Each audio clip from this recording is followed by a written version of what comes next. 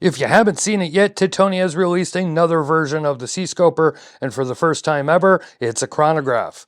Since this is 300 meters water resistant, I guess we'll call it the Seascoper 300 chronograph, but whatever you call it, it's a beautiful piece, which is typical of Titoni. It's 42 millimeters, comes in a few different colors, and it's kind of a chunky boy at 15.2 millimeters in thickness.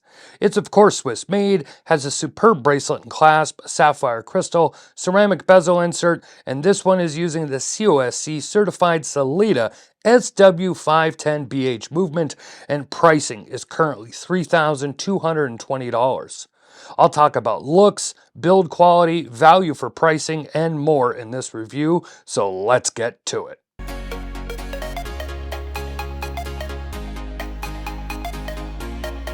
By now, many are familiar with the Titoni Seascoper, the kind of Tudor Black Bay-esque piece that's been around in this configuration for about 5 years now. Now they have gone and made a chronograph based on the Seascoper 300. That means 300 meters of water resistance, of course, and it also lacks a helium release valve that the 600 model has. I have all the specs on screen, and hey, if you haven't, please subscribe and turn on notifications, but let's go ahead and talk about these specs. Of course, with Titoni, build quality is exceptional. It's a 42 millimeter case with a 52 millimeter lug-to-lug and just over 15 millimeters thick. It's hard to measure a watch like this. The bezel is actually a little smaller at 41 millimeters, and when I used my calipers, I got 43 millimeters from 10 to 5, but it's a larger watch, but not massive, and of course, it's not exactly small. Maybe the Goldilocks just right size? Well, for some folks anyways. The dial is black enamel and it can be very reflective. Also, the sapphire crystal is dual coated with AR top and bottom to try and reduce some of that reflectivity, but you can see the hands and indices reflected on the dial, and the bezel insert is black ceramic as well.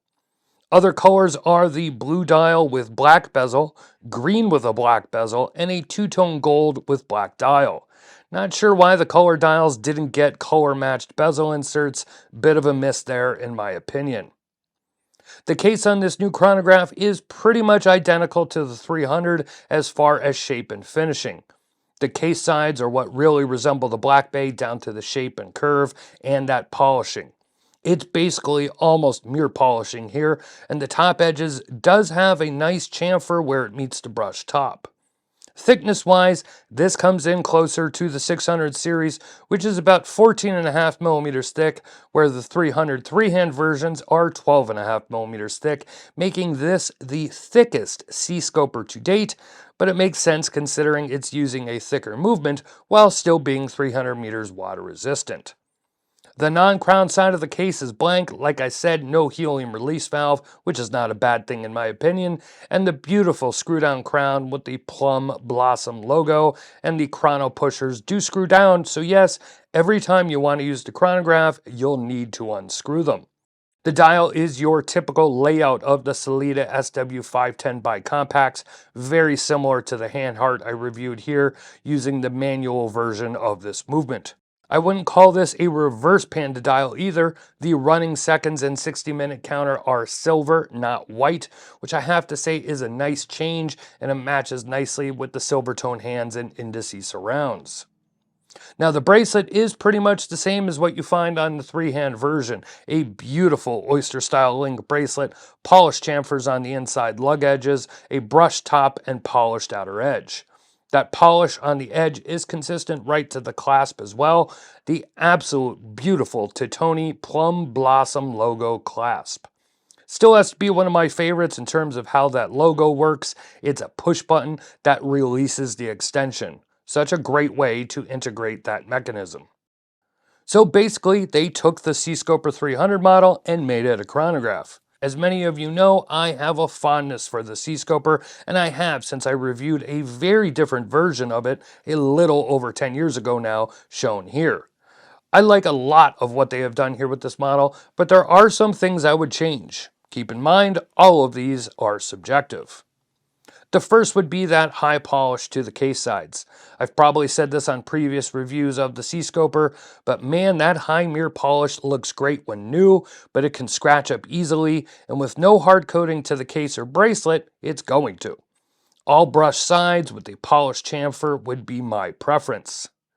Like the Tudor Black Bay chronograph and many other dive chronos, pushers are protected with the screw-down mechanism to protect water resistance, but I've found these to be kind of a pain to use. I don't have massive hands, I wear a large glove to give you reference, but it's not exactly easy to get your fingers around the grip to unscrew and screw it, and I kind of find it annoying.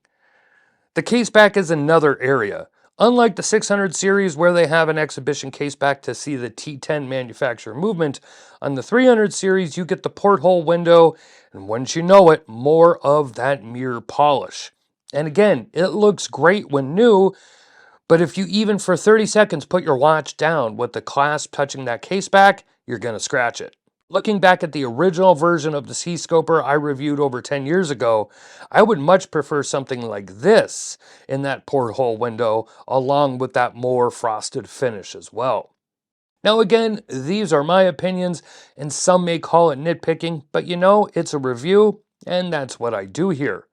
On the good side, I loved the dial, and I went back and forth thinking maybe Titoni should have added some more contrast color like orange or red, but the more I look at it, the more I like the monochromatic look. The bezel action is really nice as well. It's a 60-click bezel, which I know some will not like, but it's easy to grip and it has a nice solid click about it, and it feels extremely sturdy.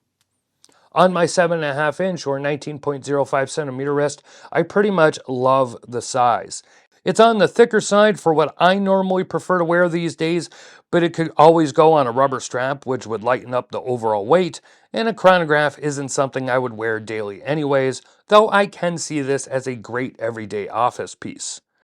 The push button clasp with that hidden button in the logo, again, it's one of my favorite things about these models. The loom is nice again as well, only the pip is loomed on the bezel. I believe this is the same across the Seascoper lineup, but realistically that's all that's needed, and the hands and indices light up a beautiful blue, and it looks great in the dark. Looking at the price, well, with the recent tariff issues and everything else going on, the price is not exactly cheap. I can't remember if the price has gone up since I got this watch in hand due to the tariff increase, but it's currently $3,220.